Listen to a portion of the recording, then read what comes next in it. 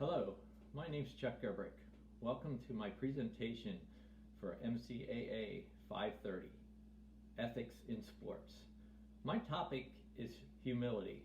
I chose humility because I think humility is really lacking in sports today. When you watch sports on TV, you go see sports in person, it just seems like the athletes today have no humility. Take on the football field, whether they're getting a sack, whether they're scoring a touchdown, the actions after those plays, they are so disrespectful. They get up, they want to flex, they want to first down, and their team could be losing by 2 touchdowns. There's no humility today in sports. Basketball, even the other night, the second game for Zion Williamson, he makes this big block. The ball was flying 15 feet into the stands. Guess what? He's over flexing in front of his teammates. It's the other team's ball. Keep the ball on the court when you make a block. Get running down the court and make a dunk at the other end, and then get back and play defense. Humility, okay? It is lost in sports today. Today I'm going to look at defining humility, give examples of the humility. Humility has been around since the beginning in the Bible, okay? How we should behave, how we should act. And then we're going to look at legends like John Wooden and some other people who have put definitions of humility on different pictures for your walls. Then we're going to look at applications of sports. We're going to take a look at what's not humility again, and then have the conclusion. My definition of humility is to think of others as highly or as valuable as you think of yourself, and to remember that all our gifts and talents are from God. Think about if we would think of others, how we want to value ourselves, what that would do in this world, okay? And we always have to remember our talents, any gifts that we have are from God, and that we should act that way, treat them that way, as they are from God. Again, the humility has been around since the beginning. James 4:10 says, humble yourselves before the Lord and he will lift you up, okay? Think about that. If we humble ourselves before the Lord, okay, we do fear the Lord, and he will lift you up. My favorite book of the Bible is Proverbs, and Proverbs 11:2 says, when pride comes, then comes disgrace, but with humility comes wisdom. We would all like to have wisdom. So, have some humility, and you'll gain wisdom in those steps. James 4:6 says, God resists the proud, but gives grace to the humble. God resists the proud, but gives grace to the humble. If we humble ourselves, God is watching. God will give us that grace. God will give us that way to everlasting life. As 1 Peter 5:5-6 says, in the same way, submit yourselves to your elders. All of you clothe yourself with humility one another, because God opposes the proud, but shows favor to the humble. Verse 6 says, humble yourselves, therefore, under God's mighty hand, that he may lift you up in due time. Humble is in the Bible in 73 different passages in the Bible. I feel if it's in there that much, God really wants us to have humility. John Wooden says, talent is God-given. Be humble. Fame is man-given. Be grateful.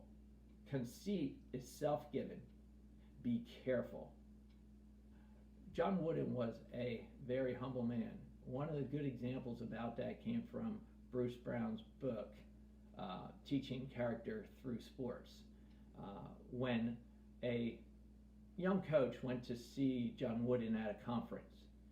And after the conference, he went up and talked to him about his paramedic success. And during that conversation, John Wooden asked him who he was, found out a few things. 2 weeks later, this Bruce Brown got a package in the mail from John Wooden. And it was his paramedic success signed with his name.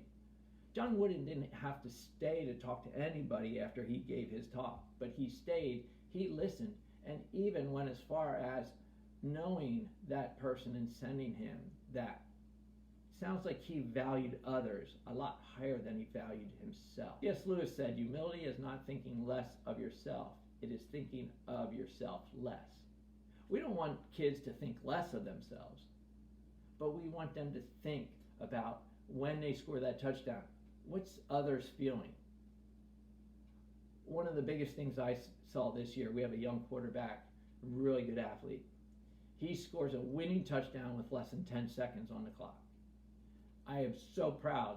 He took the ball, gave it to the referee.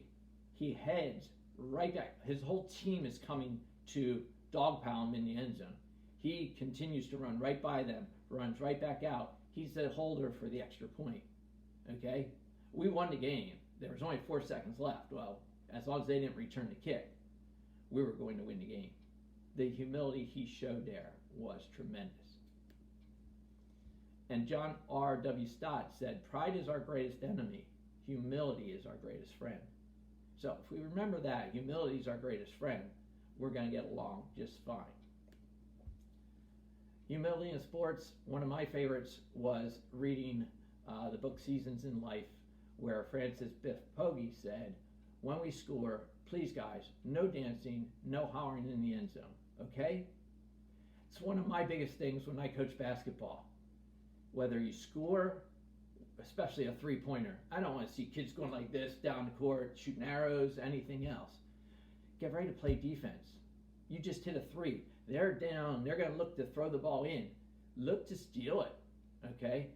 They just got hit by a dagger, yes, but go to steal the ball, okay? Get ready to play defense. Don't go jumping around like you just made the winning shot, okay? If we make the winning shot, then we might jump around in the locker room, not in front of everybody out there. So one of my biggest messages to the kids is act like you've been there before. One of the other things I found was 7 ways that C.J. Mahaney, in his book, Don't Waste Your Sports, profiles what humble looks like, okay? The number one is a humble athlete recognizes his limitations, okay? We got to know what our limitations are. We got to be able to stop at a certain point and know, okay, I can only do so much. Okay. Number 2, the humble athlete welcomes critique.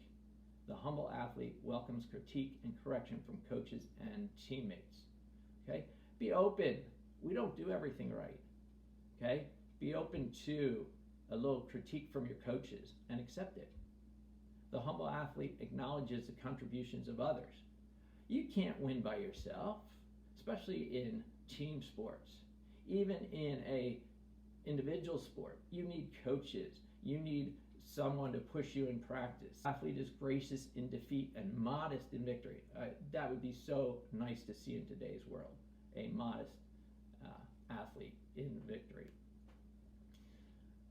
Number 5 is humble athlete honors his coach. 6 is same thing, humbles with officials, with respect to officials. And number 7, the humble athlete gives glory for all his athletic accomplishments to God.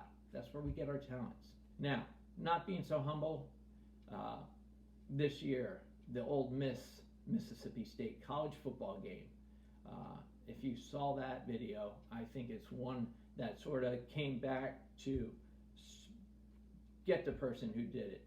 The Ole Miss receiver, they're down a touchdown late in the game, catches the ball, scores a touchdown. He walks back to the back of the end zone and acts like a dog taking a leak. He's flagged 15 yards. They were down 7. They had to kick the extra point to tie the game up. He moved his kicker back 15 yards. The kicker missed the extra point. Ole Miss lost by a point. If that receiver acts humble and just scores a touchdown, throws the ball to the official, gets to the sideline, shakes hands with his teammates. I'm not against shaking hands with teammates and celebrating, but that guy's extra point does make it inside that crossbar, and they tie the game and have a chance to win in overtime. But today's athletes, they do stuff like that. It's just not humble in sports today, and it would be a big change to see that. The one that I saw that was humble, Joe Burrow, after LSU beat Oklahoma, and they beat him pretty bad. He was very somber in the post-game interview, and one of the people asked him, "Why aren't you excited?" And his message was, "We're not finished. We got another game to win." Okay? He's giving glory to God. He's giving glory to his teammates. What a show of humbleness. That's what we need in athlete in sports these days. Conclusion, humility is a character trait that's been forgotten in sports for most of the athletes. But when we do witness an athlete being humble, it's such a pleasure to watch that athlete perform.